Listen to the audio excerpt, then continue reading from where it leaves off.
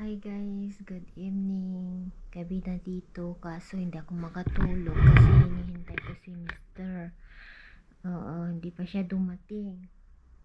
Anong oras na ba? 11:13 pa naman kaso inihintayin ko siya. Hindi ako matutulog. Ganito ako ngayon. Hindi ako matutulog until wala siya sa bahay. Ganon. So hihintayin ko probably around 1:45 ngayon na merong problem dito, maaga siya umuwi. Dati 1:30 na sa bahay siya, ganyan. So hinihintay ko kahapon, medyo late siya na dumating. So anyway, mag-update ulit tayo about sa nangyayari dito. Sabi ng asawa ko kanina na marami na daw, nagpadala daw ng dito sa Lebanon ng ship. Alam nyo, yung andito na daw sila, nakasurrounding daw sila. May isa daw dito sa amin. And ginawa daw nila yun kasi tawag nito para bantayan daw nila kung merong papasok na kagamitan ng mga H. Yun ang sabi ng asawa ko. And then pati sa taas daw, sa Himpapawid, binabantayan nila. Kaya minsan dito sa area namin, nakakarinig kami ng plane, digmaan dito sa area namin kasi binabantayan nila. And then sabi ng asawa ko, maybe, sabi niya, baka papasok daw sila, especially sa south and dito. Kasi hindi lang sa Beirut nila tinitira ngayon, may isa pang part ay area na maraming H doon sa Beka. May nagtanong pala, ito yung tanong niya, so sasagutin ko lang at ipaliwanag ko din para medyo para alam nyo guys. So dito sa Lebanon, maraming religion, maraming grupo, ganyan. And then ang president nila dito dapat is dito sa Lebanon pala is parliamentary. So ang president nila dito dapat is Christian. Ang prime minister nila dito dapat Sunni. So ipaliwanag ko sa inyo guys. Dito sa Lebanon maraming religion. Christian, Muslim, and Dursi ata tawag nila, or Drus. So yun, dito tayo sa Christian. Sa Christian, dalawang klase dito. Christian Maronite and Orthodox. President nila is Christian, yan. Sa under naman ng president nila is prime minister, dapat Muslim. Pero ipaliwanag ko, dito sa Lebanon dalawa klase ang Muslim, yung Sunni at saka Shia.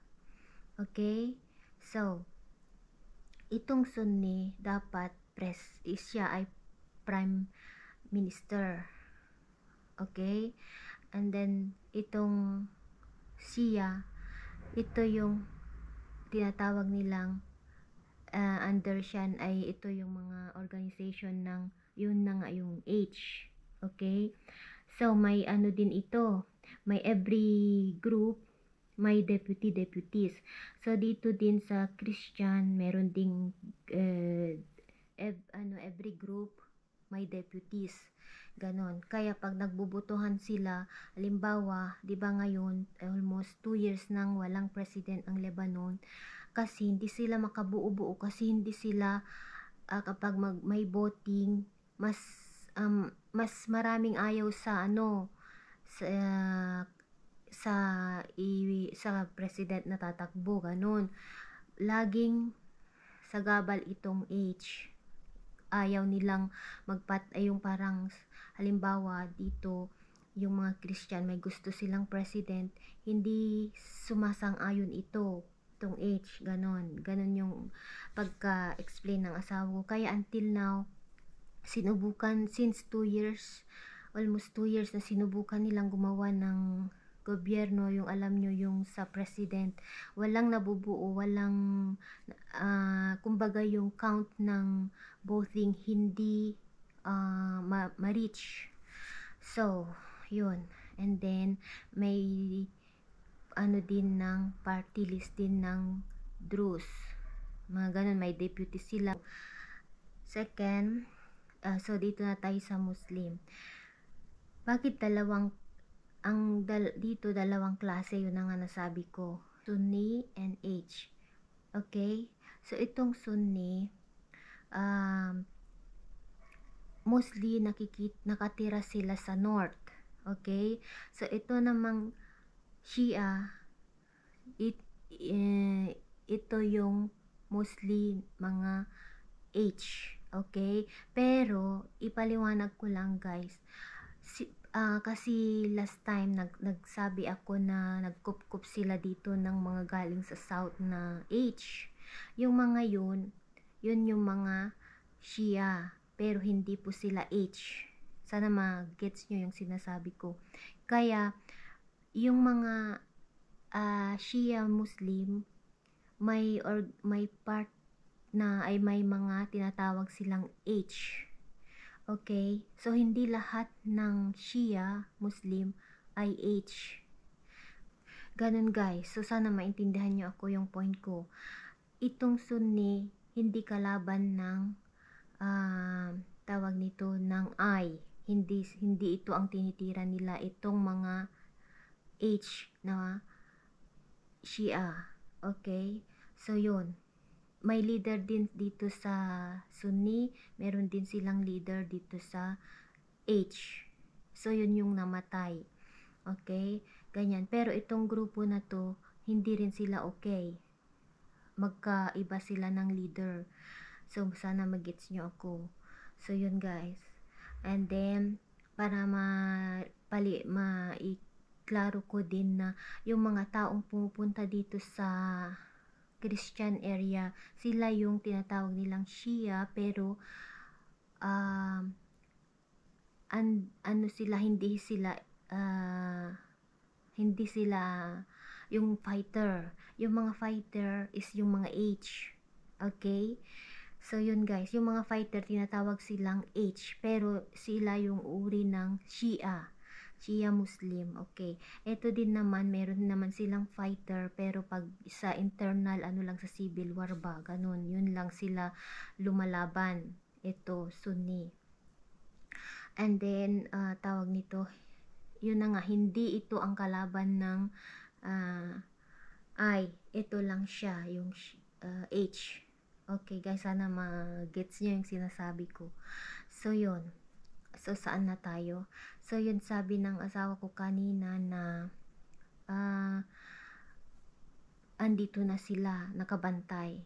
Hindi ibig sabihin na nandito sila para saktan ang mga yung mga Lebanese na alam nyo, ang inaano lang nila, pinoprotektahan nila, kumbaga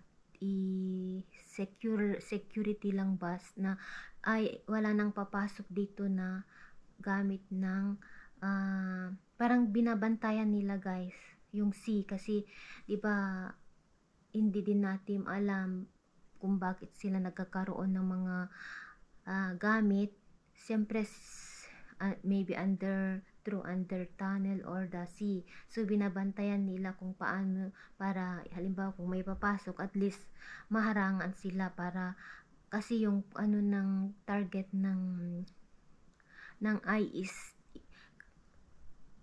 inaano na nila yung mga part kung saan nagtatago ang mga gamit ng mga H. Yun ang tinitira nila ngayon. Hindi sila tumitira ng bahay-bahayan lang, yung mga bahay na may mga civilian, hindi.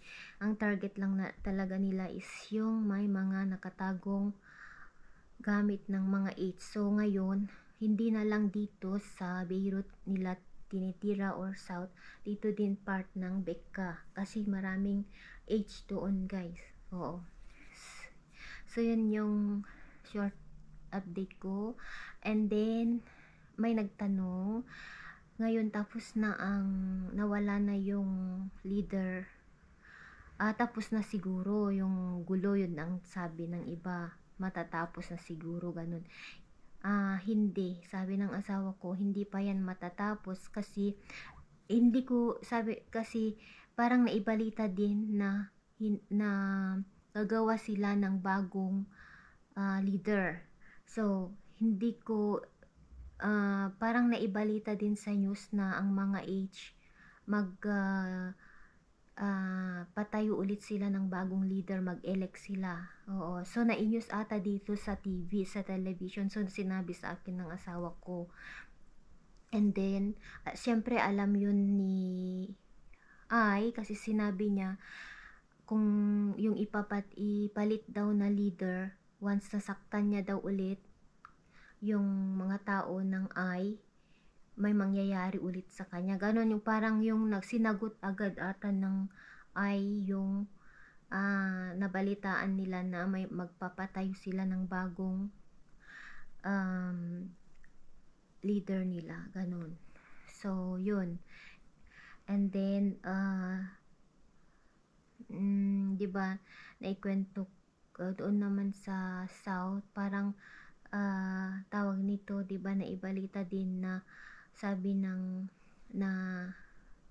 meron pa rin talaga, hindi yung mga guys, ayaw nilang mag-stop. Sabi nila kahit patay na daw yung leader nila, ituloy pa rin nila, kaya hindi pa rin tapos yung gulo dito. Meron pa rin, and ganun pa rin ang ginagawa ng tinatarget niya yung mga part kung saan nagkatago ang mga tawag nito, ang mga gamit ng mga So, yun.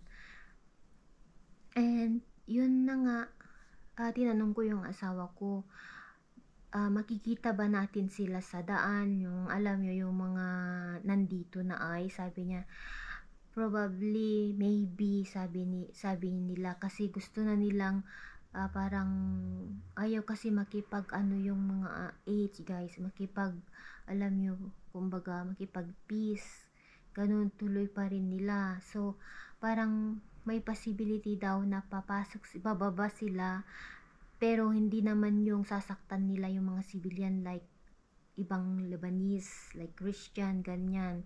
Hindi, ang target lang nila talaga is yung mga ganun guys.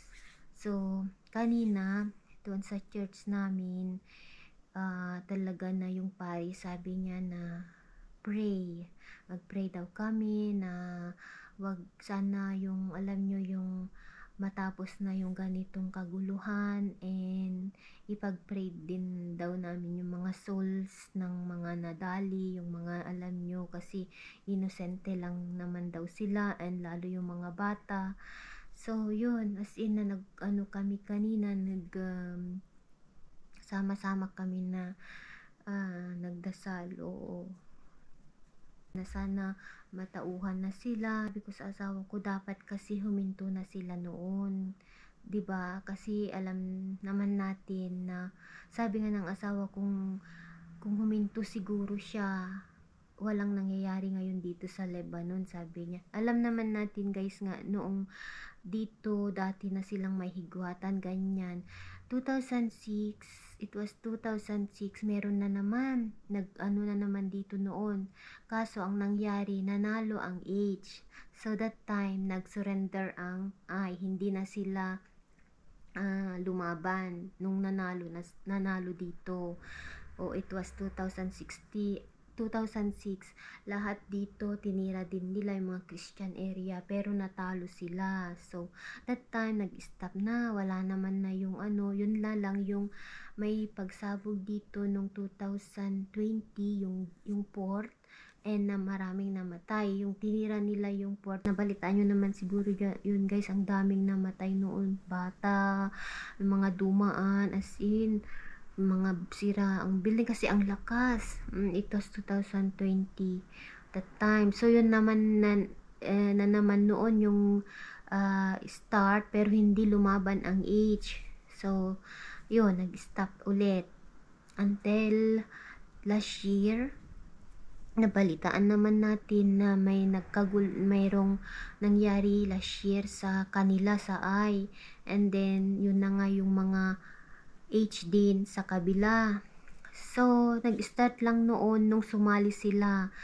And then, yun na nga, alam naman natin na tawag nito na nag-warning ang I na since then sabi nila every time yan na nagpapalipad sila doon sa kabila yung mga age nagwa-warning sila na stop na kayo, wag kapag sasaktan nyo ang doon sa kabila magaganti kami ganyan, stop na, mag-stop na, parang nag-warning siya pero hindi tumigil ang age, siguro talagang napuno na din. Alam nyo, kasi napanood ko din naman, nanonood ako na yung mga warning ng mga eye, 'di ba? So, kaya iniisip ko din, sabi ko sa asawa ko, o nga no, kung nag-stop sila noon, baka buhay pa siya, sabi ko. Sabi niya, oo naman, kasi talaga naman guys, na nag-warning sila noon since nag-start ang between age doon sa kabila at saka yung eye. Kaya napuno na siya, oo. Ngayon, namatay na siya. Ngayon, ito na ang nangyayari dito. Alam nyo, hirap na ang Lebanon, pinahirap pa talaga. Oo guys, bagsak ang Lebanon, sobra. As in, kawawang kawawa. Ang ganda ng Lebanon noon, sobra. Kasi sinasabi nila na Switzerland of the Middle East, tinatawag pa nilang Paris. Ang ganda ng Lebanon. Ako na-appreciate ko yung beauty ng Lebanon guys, kasi yung mga mountain talagang na-preserve pa nila, alam nyo. And then basta ang ganda, alam nyo yung mga waterfalls nila dito, yung mga lake nila, talagang pa rin natural. Oo, makikita mo talaga as in na napakalinis. Alam nyo yung mga tubig sa lake talagang malinis, as in. Ang problema lang ngayon is sa city, maraming garbage kasi nga walang president na namumuno. 2 years na, magti 3 years na. Kasi yung isa din na problema dahil dito walang by group ay may gusto na yung isa na maging pangulo, yung isa naman may gustong maging pangulo, so walang unity. Yun ang problema. Kaya iniisip ko din, bakit kaya paano walang namumuno sa isang bansang ito, pero continuous pa rin yung economic, marami pa rin gustong tumira dito, marami pa rin ang may gustong alam nyo yung the way yung lifestyle dito, hindi sa pag-aano yung mga ibang Arab country, mas gusto nila dito tumira kasi ito lang yung Arab na may 4 season. Mayroon kaming winter, summer, spring, summer, and fall. So, every 3 months yan. So, ang ganda. Snow sa pupunta ka sa mountain, may snow. Pupunta ka sa baba, may beach. Alam nyo, maliit lang ang Lebanon, pero full of abundance siya ng prutas. Oh my God, makikita mo dito yung mga iba't ibang klase ng prutas na hindi ko natikman sa Pilipinas. Yun yung totoo. Yung walnut, hindi ko yan mabili sa Philippines. Yung olive, hindi ko yan mabili. Hindi ko makain. Yung mga pine nuts, sobrang mahal, hindi ko mabili. Yung pistachio, makain ko dito. So, yung mga fig, mahal yan. Hindi ko makain doon. Yung mangus, yung tawag ito, yung persimmon. Dito ko lang nakakain ang mga yun. Yun guys, dito nabusog na yung olive. Dito, libre kami ng olive. So, sobrang ganda ang Lebanon. Kaya maraming mga kababayan natin na mas gusto pa rin nilang tumira dito. Hindi ko naman sinasabi na mahirap ang bansa natin guys. Kaya lang, yung lifestyle dito, healthy living ba, alam nyo, maganda. Oo, yun na nga lang nasira. Nasira, garbage everywhere, alam nyo. So hindi ko sinisiraan ang Lebanon, pero yun yung totoo, garbage everywhere guys. Nasira na talaga, kaya kailangan bumangon ulit ang Lebanon. Paano? Kasi dito noon dominant ang Christian until wala na, lumalis na yung iba, nasa ibang country na, ang naiwan na lang dito is konti na lang. Pero ano pa rin sila, talagang yung mga Christian dito, talagang makikita mo pa rin na may pagkakaisa, ganun. Kaya lang wala silang kalaban-laban kasi yun na nga, mas dominant ang Muslim. Pero yun lang yung ma-explain ko sa mga nagtatanong kung ang lahat ba ng Muslim ay AIDS. Hindi. Dalawang klase ang Muslim dito. Yun na nga yung sinabi ko guys. So yun lang guys. Hintayin ko muna si Mr. And matutulog na ako. Hindi pa ako matutulog. Mamaya pa ako matutulog pag nandito siya. Mas yung kampante ako pag andito, alam ko na nandito siya. Supposed to be dapat off ni Mr. ngayon, kaso yung katrabaho niya kagabi nga, di ba, kagabi na may nangyari dito sa West Beirut, yung katrabaho ni Mr., yung bahay niya is katabi, kaya natakot siya, kaya parang naghahanap siya ng bagong apartment para lipatan. Alam niyo, sabi niya yung mga namatay daw na nasa yung tinira nila, lumipad sa ibang bahay, yung sa balkon. Ang lakas ng impact na kasi yung target nila is nakaupo daw siya sa balkon, alam nyo, as in. So natakot siya, kaya hindi siya pumasok at naghanap siya ng bagong tirhan, kaya si Mr. ang pumunta ngayon. Probably yun, off niya sana ngayon, pero kailangan siya sa trabaho niya, kaya yun siya ang naka-duty ngayon, siya yung pumasok ngayon. So anyway guys, hanggang dito na lang muna ang update ko, and tignan ko kung ano na naman ang ibalita ng asawa ko sa akin. Syempre siya naman yung source ko, and mas marami siyang alam kung ano yung sinasabi niya sa akin, yun din ang sinishare ko sa inyo, ganun. So kung hindi ko man i-deliver mabuti, pasensya na, kasi hindi ako marunong mag-deliver, pero kinakaya ko lang ba kung ano yung sinasabi niya, sinasabi ko din sa inyo, ganun. So ayun, yan lang guys.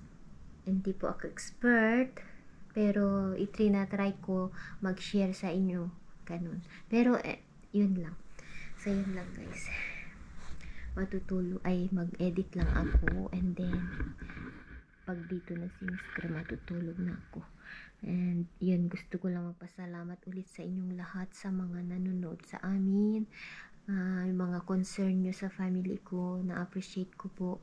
Thank you so much, and God bless you all. So see you again guys, bye bye.